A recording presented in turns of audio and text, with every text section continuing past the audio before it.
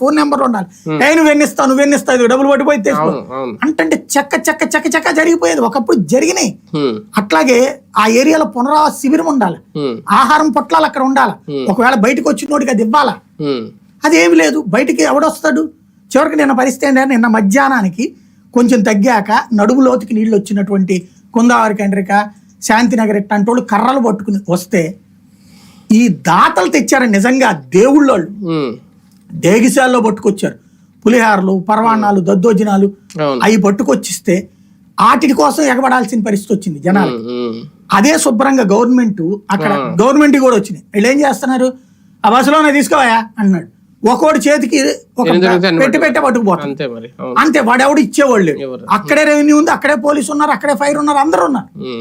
Management అనేటటువంటిది ground level ఎవడు మంత్రి వస్తున్నారు, ఆ టైంలో గబగబా వెళ్తున్నారు, అయిపోతుంది. ప్రత్యక్షంగా గమనించింది ఏంటంటే ఆకలేస్తుందని గబక్కన వస్తే లేదు.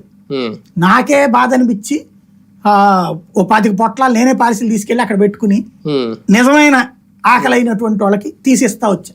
అంటే అక్కడ సమస్య ఏంటంటే సమన్వయం లేదు అధికారుల మధ్య. ఎంతసేపటికి పేపర్ నేను అక్కడి నుంచి సెంటర్కి వచ్చి రోడ్డు మీదకి వచ్చి వీడియో అప్లోడ్ చేసిన తర్వాత అక్కడ టీవీ చూస్తుంటే చంద్రబాబు అక్కడ తిరిగారు, ఇక్కడ తిరిగారు, జనాలు అందరికి తిండిపోయి ఇచ్చేస్తున్నారు, అక్కడ పొట్లాలు ఇక్కడ పొట్లాలని వస్తుంది.